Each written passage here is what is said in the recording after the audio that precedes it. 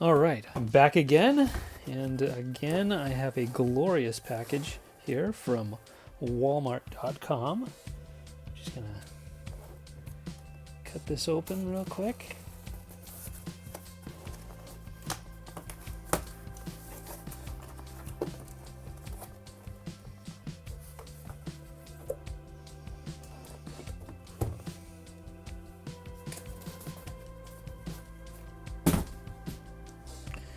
All right, so here we have it, the Awe Striker.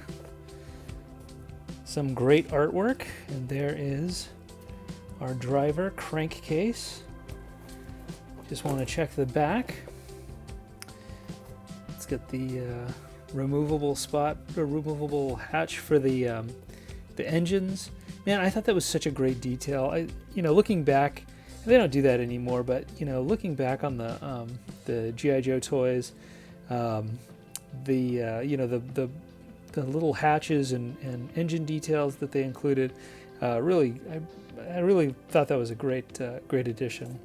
Let's look real quick. So his helmet is gray like the original crankcase, but in the prototype it's like a bright green. So that's pretty interesting. And I think that face sculpt is different. It's probably like the 25th anniversary face sculpt. Someone can correct me because I don't have those 25th anniversary figures. This was one of the reasons why I was super interested in getting some of these. But anyway, so here is the file card here, crankcase. Awe Striker driver, primary specialty, motor vehicle driver. Secondary specialty, armor. Birthplace, Lawrence, Kansas.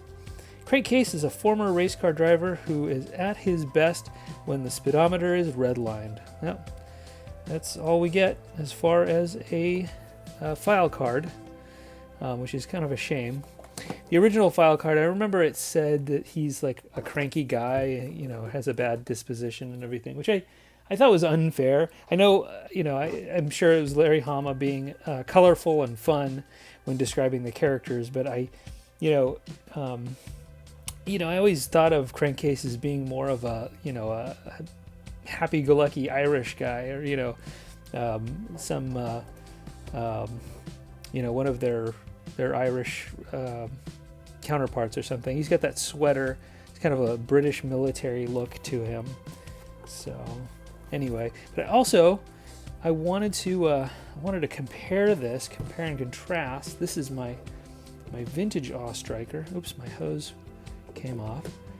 I don't know how this toy stayed in such good condition, because this was in quite a few backyard battles. I still have the gun. There's a little bit of you can see the white line right there where it's the plastic has been stressed a little bit. They have all the pieces in the back. The decals stayed on pretty well. I mean, there's obviously they got dirty. So yeah, I got the removable engine, a part that they recycled for the what was it? The mobile battle station. What was that thing called? Anyway, so I have him, or I have that Awe Striker, and I recently picked up, because I lost my childhood crankcase. I recently picked up a crankcase. He had a great gun. I really like this rifle that he came with, this machine gun. I do have the original helmet, which another figure is borrowing that. But yeah, this is a really good. Still got the. Let's see if you can focus on that paint application on his arm right there. Looks really good. I was really lucky to pick this up. Complete, great condition.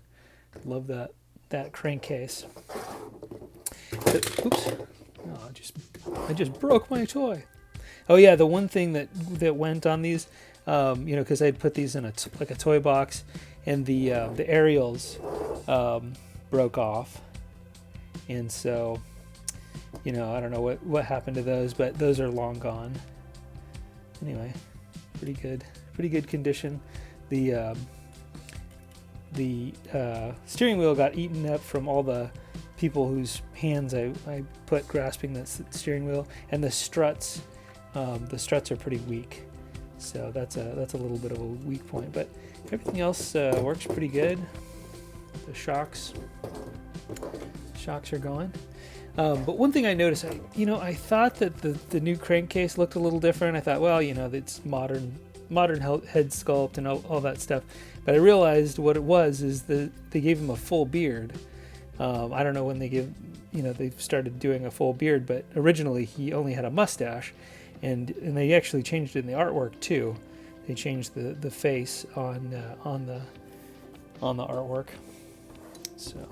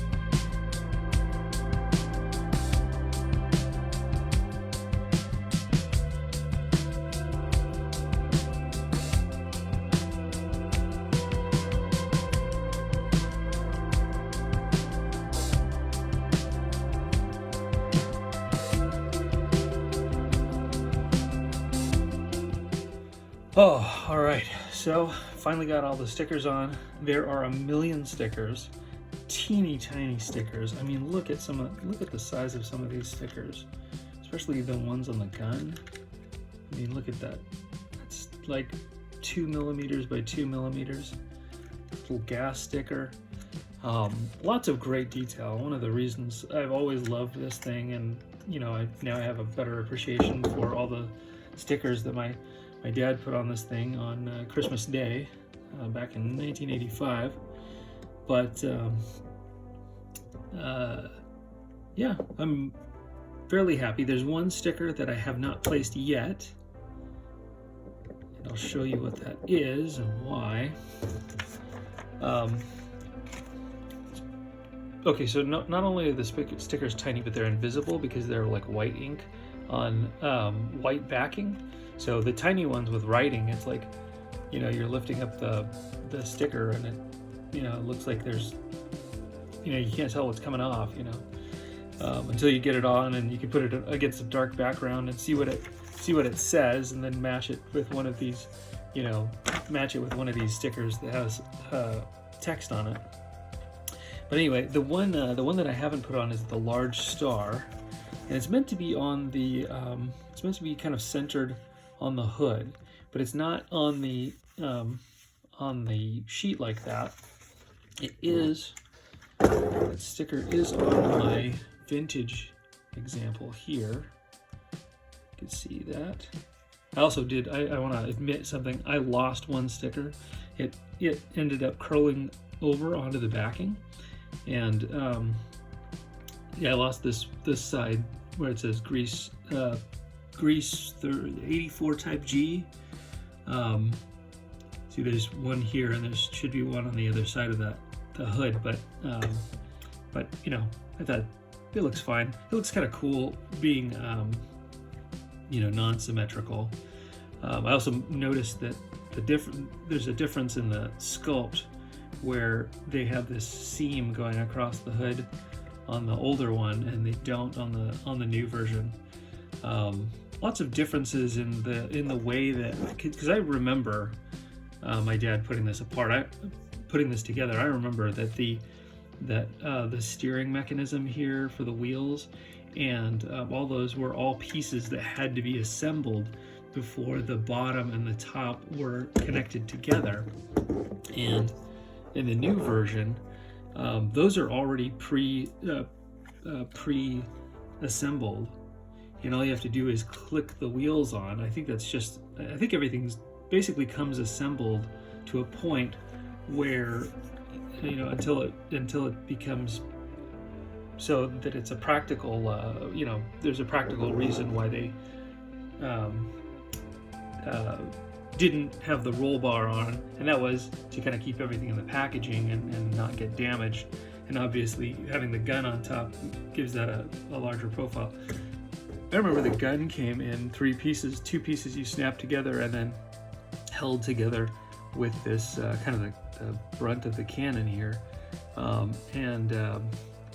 This one came completely pieced together. In fact, it easily comes off of the off the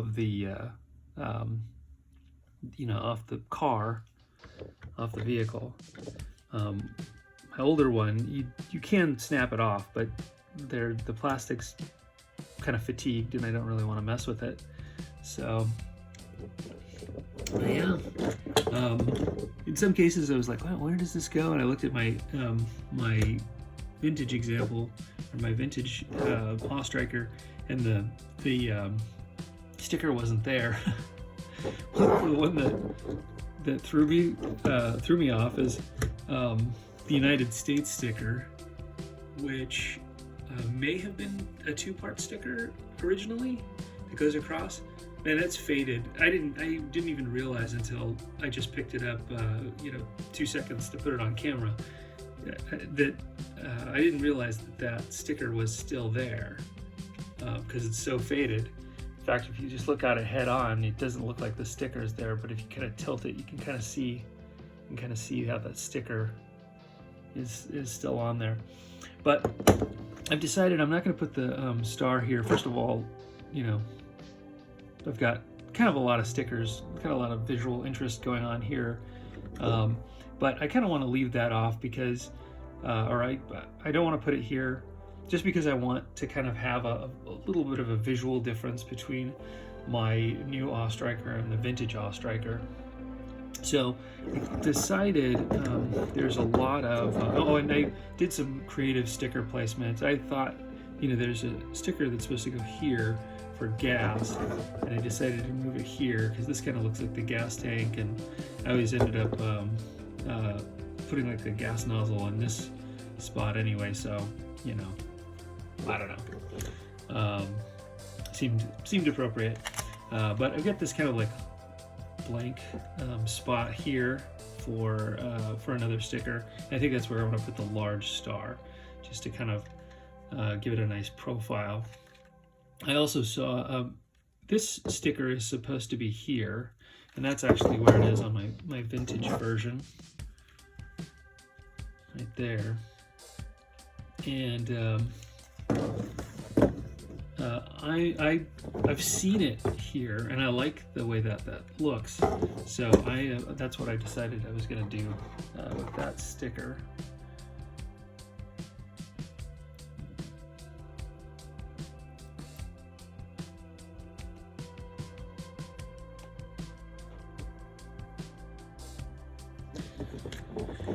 All right, so let's snap that off. Get my last sticker here.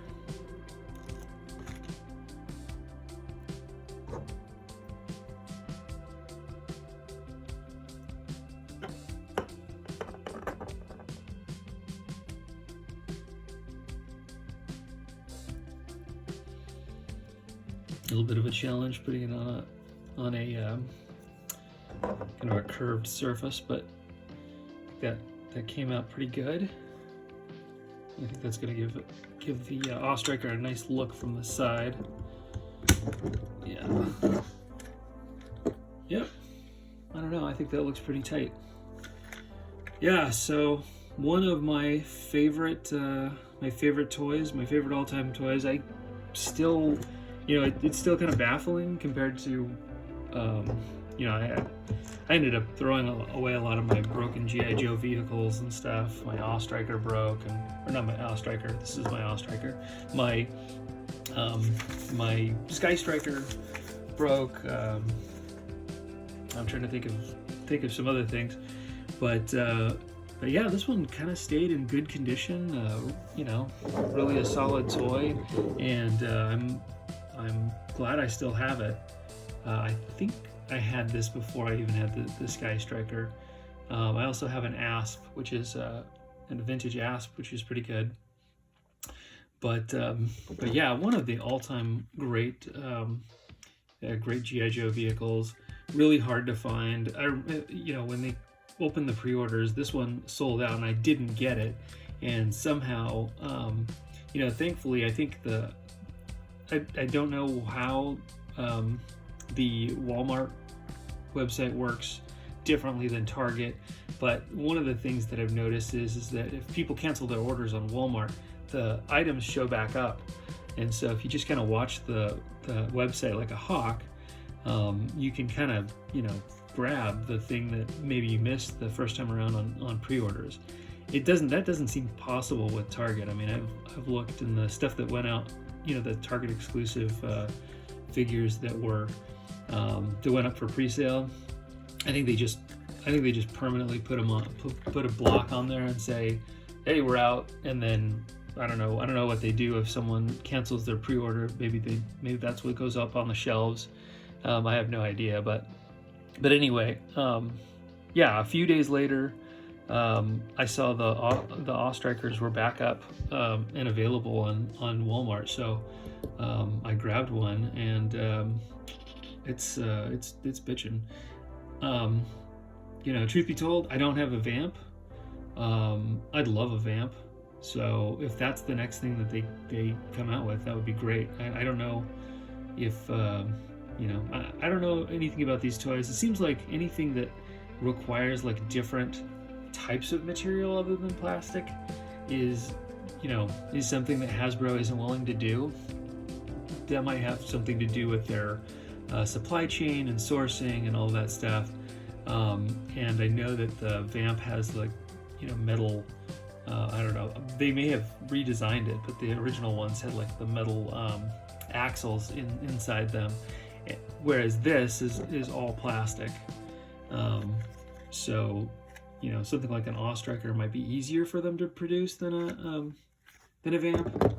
But I don't know. The Vamp, in theory, seems pretty simple. And if they redesigned it to take only plastic parts, I don't see any reason why they wouldn't just do that. So I'd love to add a Vamp to my motor pool, and maybe even a Mobat. That would be pretty good. Although I do have a broken Mobat that I want to restore. But I'd love to get a new working battery operated treads Mobat. That's another thing. That's speaking of different types of materials like rubber treads, that's probably something Hasbro won't do. But hey, we can all dream. Maybe they'll license it out to a boutique collectors, collector company that might do some good stuff. It doesn't seem like Hasbro style, but we can always think in our minds. We're getting O-ring figures from other companies that are doing kind of like a G.I. Joe style, Zika. I think Zika is the company, and I'm gonna order a few of their O-ring figures. They've got the Riot versus Eagle Force or something like that, which looks pretty cool. But yeah, if they expand to vehicles, their stuff might be pretty cool. It might be might be a really good addition to my G.I. Joe collection. I also noticed, unless I have to dig through this packaging, I also noticed that Crankcase doesn't come with a gun, which is which makes sense. He's a driver. Why is he gonna you know, how is he going to hold his rifle? But you know, I like that crankcase gun. It's pretty good. So get this guy up on his peg stand.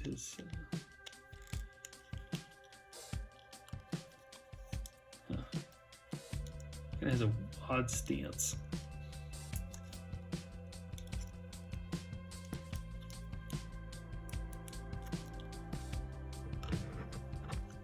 There we go. Also, the detail with the helmet's pretty cool. It's got a chin strap. Let's look at that. Let's look at this mug. It's pretty realistic looking, pretty detailed for a 4-inch figure, you know. I know that's the big draw with 6 inches. You can do better with detail work, but it's pretty good. I like the fact that the harness is like a separate piece, you know. I don't know, these modern figures, I mean, they're growing on me. I never had any. I bought one a couple of months ago on a whim, just for fun, but I really haven't been collecting them. So, you know, buying them at retail from Walmart has made sense because, you know, they're not cost prohibitive. You know, they'll look cool on the shelf, like kind of as a subset of my G.I. Joe collection. Let's see if this guy fits in the driver's seat. Let's see how he looks behind the wheel.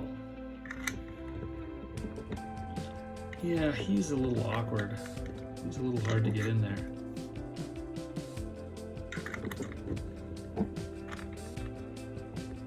Yep. This is definitely going to be a struggle.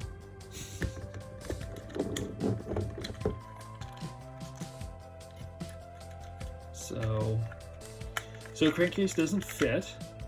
It's, oh, nope, got him. Yep. Let's see. One hand on the gear shift, one hand on the steering wheel. See if we can make that happen.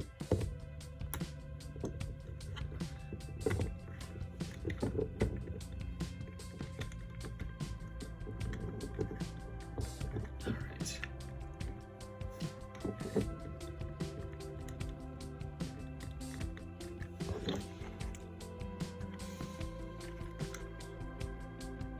Yeah, I don't know. I think that extra 1/4 inch kind of makes him look a little more awkward than a vintage figure behind the wheel, but you know, not bad, not bad. Yep. So glad I picked this up. This is a really great toy.